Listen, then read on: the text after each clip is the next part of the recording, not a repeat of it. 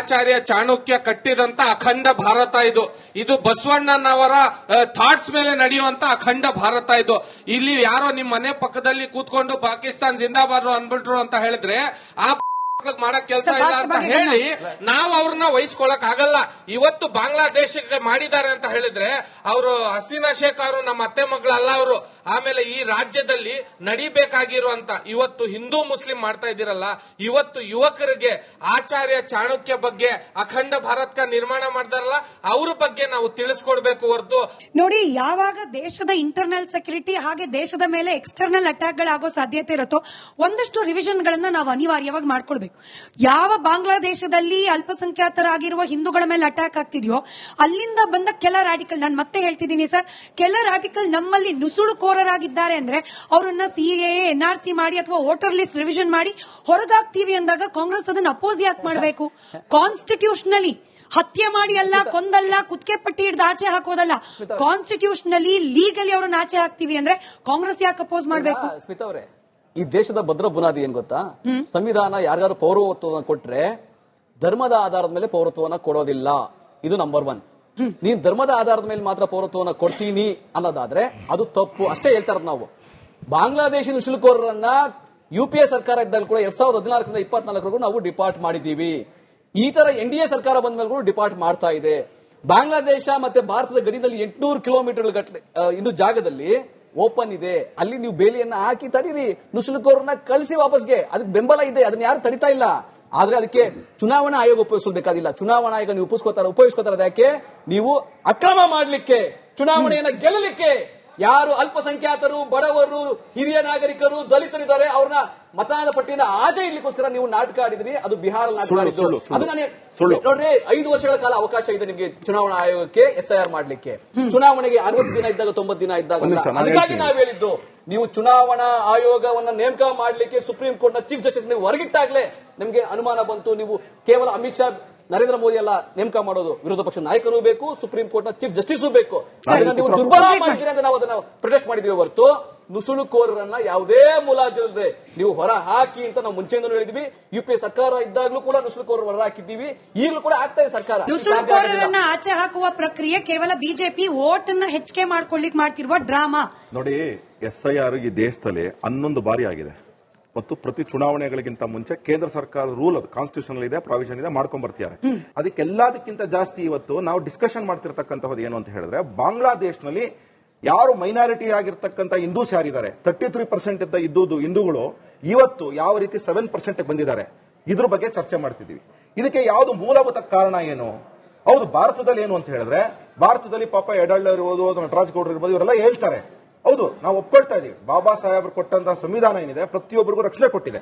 ಆ ಬಾಬಾ ಸಾಹೇಬ್ರ ಕಾನೂನು ಅಡಿಯಲ್ಲಿ ಎಲ್ಲರೂ ಬರಕ್ ಪ್ರಯತ್ನ ಮಾಡಿ. ಆದ್ರೆ ಇವ್ರು ಕೆಲವರು ಏನ್ ಹೇಳ್ತಾರೆ, UCC ಬೇಡ ಅಂತಾರೆ, ಬೇರೆದೆಲ್ಲ ಬೇಕು ಅಂತ ಹೇಳ್ತಾರೆ. ಆಯ್ತು, ಇದೊಂದು ಕಡೆಗೆ. ಜೊತೆಗೆ ನಾವೇನ್ ಹೇಳ್ತಾ ಇದೀವಿ ಅಂತ ಹೇಳಿದ್ರೆ, ಯಾವ ರೀತಿ ಮೈಂಡ್ ಸೆಟ್ ಕೆಲವು ಟೆಕ್ಸ್ಟ್ ಗಳಲ್ಲಿ ಇವೆ, ಅಬ್ಜೆಕ್ಷನ್ ಅಲ್ಲಿ ಇದ್ರೆ ನಾನೇ ಸುಡ್ತೀನಿ. ನೀವು ಸುಡ್ತೀರಾ ಅಂತ ಕೇಳ್ತಾ ಇದ್ದೀನಿ ನಾನು. ಆಯ್ತಾ, ನೀವು ಸುಡ್ತೀರಾ ಅಂತ ಕೇಳ್ತಾ ಇದ್ದೀನಿ. ಸುಡ್ತಕ್ಕಂತ ಧೈರ್ಯ ನೀವು ಮಾಡಿದ್ರೆ ಮಾನವೀಯತೆ ಉಳ್ಕೊಳ್ಳುತ್ತೆ. ಇವತ್ತಲ್ಲ, ಇವತ್ತೇನಾಗಿದೆ ಅಂದ್ರೆ ಪಾಪ ನನ್ನ ಸ್ನೇಹಿತರು ಕೇಳ್ತಾ ಇದ್ರು, ಜಂಬೂ ದ್ವೀಪ ಅಂತಿದೆ. ಜಂಬೂ ದ್ವೀಪ ಅಂದ್ರೆ 58 ದೇಶಗಳು, ಇವತ್ತಿನ ಏಷ್ಯಾ ಖಂಡದ 58 ದೇಶಗಳು. ಎಲ್ಲಿ ಮಾ ದಾಕ್ಷಾಯಿಣಿಯವರ ಡಿಫರೆಂಟ್ ಪಾರ್ಟ್ಸ್ ಬಿತ್ತು. 108 ಶಕ್ತಿಪೀಠಗಳಿತ್ತು ಇಡೀ ಪ್ರಪಂಚದಲ್ಲಿ. 108 ಅಜರ್ಬೈಜಾನ್ ಇಂದ ಹಿಡ್ಕೊಂಡು ಜಾರ್ಡನ್ ವರ್ಗು, ಈ ಕಡೆ ಫಿಜಿ ಐಲ್ಯಾಂಡ್ಸ್ ವರ್ಗೂ ಇತ್ತು. ಭಾರತದಲ್ಲೂ ಇದೆ. ಇವತ್ತು 7 ಶಕ್ತಿಪೀಠಗಳು ಬಾಂಗ್ಲಾದೇಶದಲ್ಲಿ ಇತ್ತು. 54 ಅಂತ ಏನ್ ಹೇಳ್ತೇವೆ, 108 ಅಥವಾ 54 ಅಂತ. ತದನಂತರದಲ್ಲಿ ಏನಾಗಿತ್ತು, ಪಾಕಿಸ್ತಾನ, ಇವತ್ತಿನ ಪಾಕಿಸ್ತಾನ 13. ಎಷ್ಟು ಶಕ್ತಿಪೀಠಗಳು ಉಳ್ಕೊಂಡಿದೆ. ನನ್ನ ಸರಸ್ವತಿ ಶಕ್ತಿಪೀಠ ಕಾಶ್ಮೀರಲ್ಲಿ ಏನಿತ್ತು, ಅದನ್ನ ನಾವು ಶೃಂಗೇರಿ ಮಟ್ಟಕ್ಕೆ ಅಂತ ಯಾಕೆ ಶಿಫ್ಟ್ ಮಾಡ್ಕೊಂಡಿದೀವಿ? ಇದಕ್ಕೆಲ್ಲ ಉತ್ತರ ಹೇಳ್ತಕ್ಕಂತಹ ಧೈರ್ಯನ ಇಸ್ಲಾಮಿಕ್ ಯಾರು ಟೆರರಿಸಂ ತುಂಬಿಕೊಂಡಿದ್ದಾರೆ ಅವ್ರು ಹೇಳ್ಬೇಕು. ಆಚಾರ್ಯ ಚಾಣಕ್ಯ ಕಟ್ಟಿದಂತ ಅಖಂಡ ಭಾರತ ಇದು ಬಸವಣ್ಣನವರ ಥಾಟ್ಸ್ ಮೇಲೆ ನಡೆಯುವಂತ ಅಖಂಡ ಭಾರತ ಇಲ್ಲಿ ಯಾರೋ ನಿಮ್ಮ ಮನೆ ಪಕ್ಕದಲ್ಲಿ ಕೂತ್ಕೊಂಡು ಪಾಕಿಸ್ತಾನ್ ಜಿಂದಾಬಾದ್ ಅಂದ್ಬಿಟ್ರು ಅಂತ ಹೇಳಿದ್ರೆ ಆ ಮಾಡಕ್ ಕೆಲಸ ಇಲ್ಲ ಅಂತ ಹೇಳಿ ನಾವು ಅವ್ರನ್ನ ವಹಿಸ್ಕೊಳಕ್ ಆಗಲ್ಲ. ಇವತ್ತು ಬಾಂಗ್ಲಾದೇಶಕ್ಕೆ ಮಾಡಿದ್ದಾರೆ ಅಂತ ಹೇಳಿದ್ರೆ ಅವರು ಹಸೀನಾ ಶೇಖ್ ಅವರು ನಮ್ಮ ಅತ್ತೆ ಮಗಳಲ್ಲ ಅವರು. ಆಮೇಲೆ ಈ ರಾಜ್ಯದಲ್ಲಿ ನಡಿಬೇಕಾಗಿರುವಂತ ಇವತ್ತು ಹಿಂದೂ ಮುಸ್ಲಿಂ ಮಾಡ್ತಾ ಇದ್ದೀರಲ್ಲ, ಇವತ್ತು ಯುವಕರಿಗೆ ಆಚಾರ್ಯ ಚಾಣಕ್ಯ ಬಗ್ಗೆ ಅಖಂಡ ಭಾರತ ನಿರ್ಮಾಣ ಮಾಡ್ತಾರಲ್ಲ ಅವ್ರ ಬಗ್ಗೆ ನಾವು ತಿಳಿಸ್ಕೊಡ್ಬೇಕು ಹೊರತು. ನೋಡಿ, ಯಾವಾಗ ದೇಶದ ಇಂಟರ್ನಲ್ ಸೆಕ್ಯೂರಿಟಿ ಹಾಗೆ ದೇಶದ ಮೇಲೆ ಎಕ್ಸ್ಟರ್ನಲ್ ಅಟ್ಯಾಕ್ ಗಳಾಗೋ ಸಾಧ್ಯತೆ ಇರುತ್ತೋ ಒಂದಷ್ಟು ರಿವಿಷನ್ ಗಳನ್ನ ನಾವು ಅನಿವಾರ್ಯವಾಗಿ ಮಾಡ್ಕೊಳ್ಬೇಕು. ಯಾವ ಬಾಂಗ್ಲಾದೇಶದಲ್ಲಿ ಅಲ್ಪಸಂಖ್ಯಾತರಾಗಿರುವ ಹಿಂದೂಗಳ ಮೇಲೆ ಅಟ್ಯಾಕ್ ಆಗ್ತಿದೆಯೋ ಅಲ್ಲಿಂದ ಬಂದ ಕೆಲ ರಾಡಿಕಲ್, ನಾನು ಮತ್ತೆ ಹೇಳ್ತಿದ್ದೀನಿ ಸರ್, ಕೆಲ ರಾಡಿಕಲ್ ನಮ್ಮಲ್ಲಿ ನುಸುಳುಕೋರರಾಗಿದ್ದಾರೆ ಅಂದ್ರೆ ಅವರನ್ನ ಸಿಎಎ ಎನ್ಆರ್ಸಿ ಮಾಡಿ ಅಥವಾ ವೋಟರ್ ಲಿಸ್ಟ್ ರಿವಿಷನ್ ಮಾಡಿ ಹೊರಗಾಗ್ತೀವಿ ಅಂದಾಗ ಕಾಂಗ್ರೆಸ್ ಅದನ್ನ ಅಪೋಸ್ ಯಾಕೆ ಮಾಡಬೇಕು? ಕಾನ್ಸ್ಟಿಟ್ಯೂಷನಲಿ ಹತ್ಯೆ ಮಾಡಿ ಅಲ್ಲ, ಕೊಂದಲ್ಲ, ಕುತ್ತಿಗೆ ಪಟ್ಟಿ ಹಿಡಿದು ಆಚೆ ಹಾಕೋದಲ್ಲ, ಕಾನ್ಸ್ಟಿಟ್ಯೂಷನಲಿ ಲೀಗಲಿ ಅವ್ರನ್ನ ಆಚೆ ಹಾಕ್ತಿವಿ ಅಂದ್ರೆ ಕಾಂಗ್ರೆಸ್ ಯಾಕೆ ಅಪೋಸ್ ಮಾಡಬೇಕು? ಸ್ಮಿತಾ ಅವರೇ, ಈ ದೇಶದ ಭದ್ರ ಬುನಾದಿ ಏನ್ ಗೊತ್ತಾ? ಸಂವಿಧಾನ ಯಾರ್ಯಾರು ಪೌರತ್ವವನ್ನು ಕೊಟ್ರೆ ಧರ್ಮದ ಆಧಾರದ ಮೇಲೆ ಪೌರತ್ವವನ್ನು ಕೊಡೋದಿಲ್ಲ. ಇದು ನಂಬರ್ 1. ನೀನ್ ಧರ್ಮದ ಆಧಾರದ ಮೇಲೆ ಮಾತ್ರ ಪೌರತ್ವವನ್ನು ಕೊಡ್ತೀನಿ ಅನ್ನೋದಾದ್ರೆ ಅದು ತಪ್ಪು. ಅಷ್ಟೇ ಹೇಳ್ತಾ ಇರೋದು ನಾವು. ಬಾಂಗ್ಲಾದೇಶಿ ನುಸುಳುಕೋರರನ್ನ UPA ಸರ್ಕಾರ ಇದ್ದಲ್ಲಿ ಕೂಡ 2014 24 ನಾವು ಡಿಪಾರ್ಟ್ ಮಾಡಿದೀವಿ. ಈ ತರ NDA ಸರ್ಕಾರ ಬಂದ ಮೇಲೆ ಕೂಡ ಡಿಪಾರ್ಟ್ ಮಾಡ್ತಾ ಇದೆ. ಬಾಂಗ್ಲಾದೇಶ ಮತ್ತೆ ಭಾರತದ ಗಡಿಯಲ್ಲಿ 800 ಕಿಲೋಮೀಟರ್ ಇದು ಜಾಗದಲ್ಲಿ ಓಪನ್ ಇದೆ. ಅಲ್ಲಿ ನೀವು ಬೇಲಿಯನ್ನ ಹಾಕಿ ತಡೀರಿ, ನುಸುಳುಕೋರನ್ನ ಕಳಿಸಿ ವಾಪಸ್ಗೆ. ಅದಕ್ಕೆ ಬೆಂಬಲ ಇದೆ, ಅದನ್ನ ಯಾರು ತಡಿತಾ ಇಲ್ಲ. ಆದ್ರೆ ಅದಕ್ಕೆ ಚುನಾವಣಾ ಆಯೋಗ ಉಪಯೋಗಿಸಬೇಕಾದಿಲ್ಲ. ಚುನಾವಣಾ ಆಯೋಗ ನೀವು ಉಪಯೋಗಿಸ್ಕೋತಾರೆ ಯಾಕೆ? ನೀವು ಅಕ್ರಮ ಮಾಡ್ಲಿಕ್ಕೆ, ಚುನಾವಣೆಯನ್ನ ಗೆಲ್ಲಲಿಕ್ಕೆ.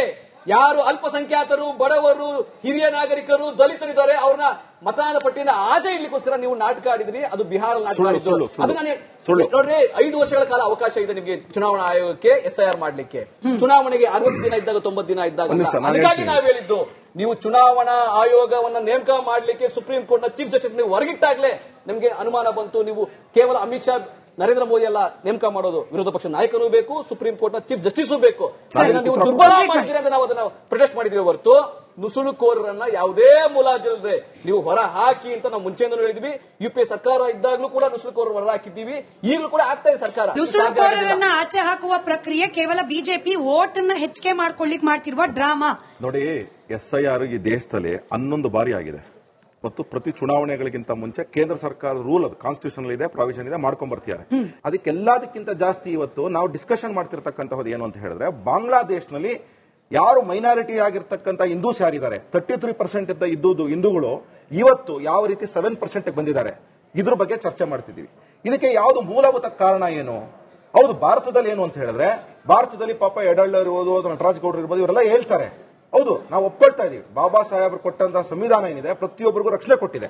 ಆ ಬಾಬಾ ಸಾಹೇಬರ ಕಾನೂನು ಅಡಿಯಲ್ಲಿ ಎಲ್ಲರೂ ಬರಕ್ ಪ್ರಯತ್ನ ಮಾಡಿ. ಆದ್ರೆ ಇವ್ರು ಕೆಲವರು ಏನ್ ಹೇಳ್ತಾರೆ, UCC ಬೇಡ ಅಂತಾರೆ, ಬೇರೆದೆಲ್ಲ ಬೇಕು ಅಂತ ಹೇಳ್ತಾರೆ. ಆಯ್ತು, ಇದೊಂದು ಕಡೆಗೆ. ಜೊತೆಗೆ ನಾವೇನ್ ಹೇಳ್ತಾ ಇದೀವಿ ಅಂತ ಹೇಳಿದ್ರೆ, ಯಾವ ರೀತಿ ಮೈಂಡ್ ಸೆಟ್ ಕೆಲವು ಟೆಕ್ಸ್ಟ್ ಗಳಲ್ಲಿ ಇವೆ, ಅಬ್ಜೆಕ್ಷನ್ ಅಲ್ಲಿ ಇದ್ರೆ ನಾನೇ ಸುಡ್ತೀನಿ.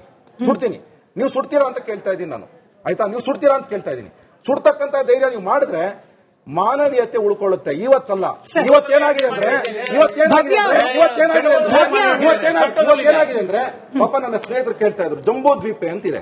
ಜಂಬೂ ದ್ವೀಪ ಅಂದ್ರೆ 58 ದೇಶಗಳು, ಇವತ್ತಿನ ಏಷ್ಯಾ ಖಂಡದ 58 ದೇಶಗಳು. ಎಲ್ಲಿ ಮಾ ದಾಕ್ಷಾಯಿಣಿಯವರ ಡಿಫರೆಂಟ್ ಪಾರ್ಟ್ಸ್ ಬಿತ್ತು. 108 ಶಕ್ತಿಪೀಠಗಳಿತ್ತು ಇಡೀ ಪ್ರಪಂಚದಲ್ಲಿ. 108 ಅಜರ್ಬೈಜಾನ್ ಇಂದ ಹಿಡ್ಕೊಂಡು ಜಾರ್ಡನ್ ವರ್ಗುನು, ಈ ಕಡೆ ಫಿಜಿ ಐಲ್ಯಾಂಡ್ಸ್ ವರ್ಗೂ ಇತ್ತು. ಭಾರತದಲ್ಲೂ ಇದೆ. ಇವತ್ತು 7 ಶಕ್ತಿಪೀಠಗಳು ಬಾಂಗ್ಲಾದೇಶದಲ್ಲಿ ಇತ್ತು. 54 ಅಂತ ಏನ್ ಹೇಳ್ತೇವೆ, 108 ಅಥವಾ 54 ಅಂತ. ತದನಂತರದಲ್ಲಿ ಏನಾಗಿತ್ತು, ಪಾಕಿಸ್ತಾನ, ಇವತ್ತಿನ ಪಾಕಿಸ್ತಾನ 13. ಎಷ್ಟು ಶಕ್ತಿಪೀಠಗಳು ಉಳ್ಕೊಂಡಿದೆ. ನನ್ನ ಸರಸ್ವತಿ ಶಕ್ತಿಪೀಠ ಕಾಶ್ಮೀರಲ್ಲಿ ಏನಿತ್ತು, ಅದನ್ನ ನಾವು ಶೃಂಗೇರಿ ಮಟ್ಟಕ್ಕೆ ಅಂತ ಯಾಕೆ ಶಿಫ್ಟ್ ಮಾಡ್ಕೊಂಡಿದೀವಿ? ಇದಕ್ಕೆಲ್ಲ ಉತ್ತರ ಹೇಳ್ತಕ್ಕಂತಹ ಧೈರ್ಯನ ಇಸ್ಲಾಮಿಕ್ ಯಾರು ಟೆರರಿಸಂ ತುಂಬಿಕೊಂಡಿದ್ದಾರೆ ಅವ್ರು ಹೇಳ್ಬೇಕು.